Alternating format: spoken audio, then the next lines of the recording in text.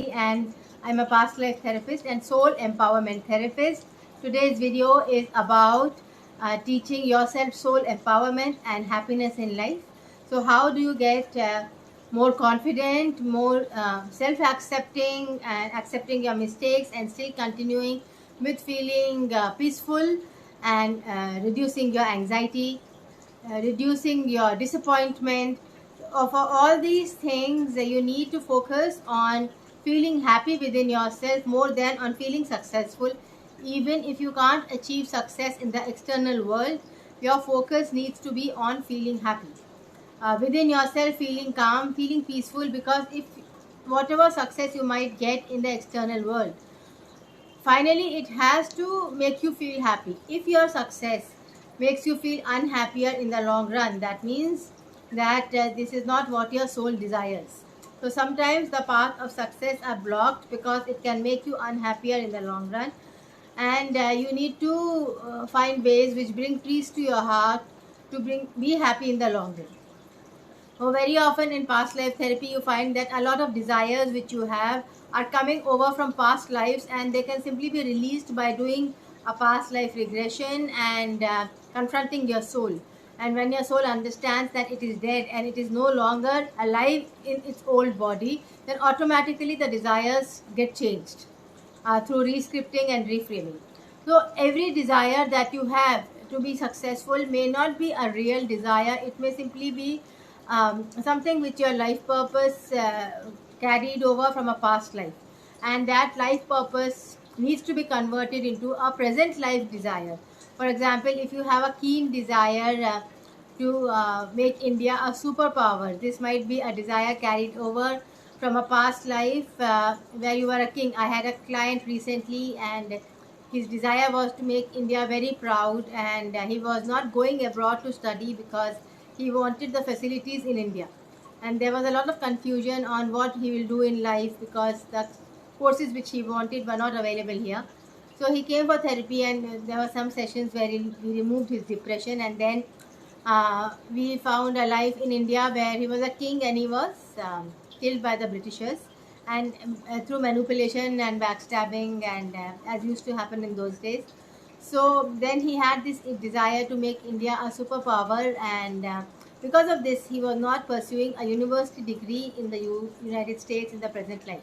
So after he saw this, he could release his disappointment, and then he agreed to go and study for a higher degree abroad, and which was good for his parents. It was a relief for his parents because they were worried on what he will do in life, since nothing, no path was becoming clear.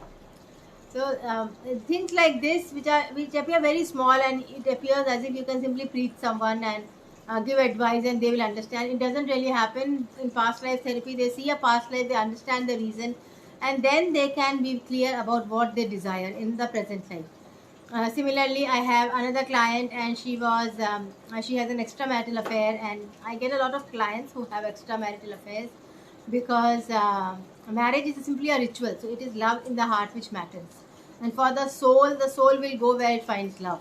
So we believe in the soul's decision, and we don't judge people as good or bad because they have affairs, or or they don't have affairs. So that is your own perspective. If you find true love outside your marriage, then obviously you will have an affair. But if you are simply having an affair for lust or escaping or prostitution, then obviously that kind of affair will harm you, because you will catch on the negativity from prostitutes and become very confused and depressed yourselves. So it is ideal that you do not have any affairs with prostitutes, and if you find true love outside, you can have a love affair even if you are married, because true love is important for self-esteem, for encouragement, and for feeling good within yourself. So I had a client, and she had an affair, and she was not sure whether it is a good thing or what is the future of that affair. So in a past life, she saw that that man was her husband, and he had been her husband in several lifetimes. But for some reason, they did not have children in the past life, and so they decided to sacrifice the marriage in the next life so that they could have children. So now both of them were married to different people, and both of them had children, but they were not getting along with their married partners too much because the love was here with twin soul, and so they had an affair, and she was very confused before she came for therapy, but after therapy she was comfortable because it was an open marriage then. And though their partners did not know about the affairs, in an ideal situation you would inform your partners that I have an affair outside, and you can also have an affair. But if you are not so comfortable with your partner that you cannot inform, karma plays its game, and those partners also might be having affairs without informing you.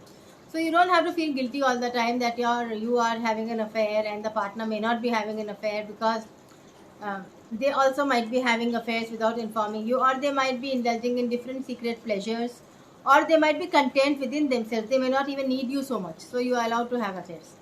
So it does not really, it is not a rigid thing that you cannot have an affair and you have to be completely loyal. Loyalty is to a positive energy. If loyalty is to an abuser or a negative husband or wife, it can increase the negativity in that person, and it can actually harm him. Your loyalty, your support to a negative person can actually make him self-destructive and harm him more.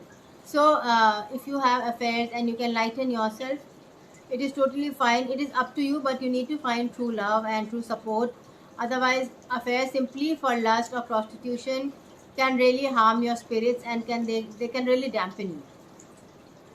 Similarly, this is happiness again over success, that a good marriage is success. But if you find happiness outside the marriage, then it is happiness which has to be pursued, not success, because success has to lead to happiness. Otherwise it's like a mirage. It promises water, but the water isn't there.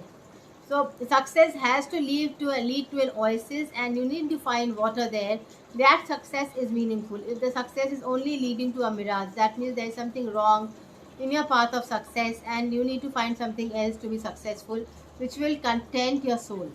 It is a difficult path to find, but with constant feeling on being content and visualizing happiness, having visualizations with all your sense organs to be happy, you will find contentment and success.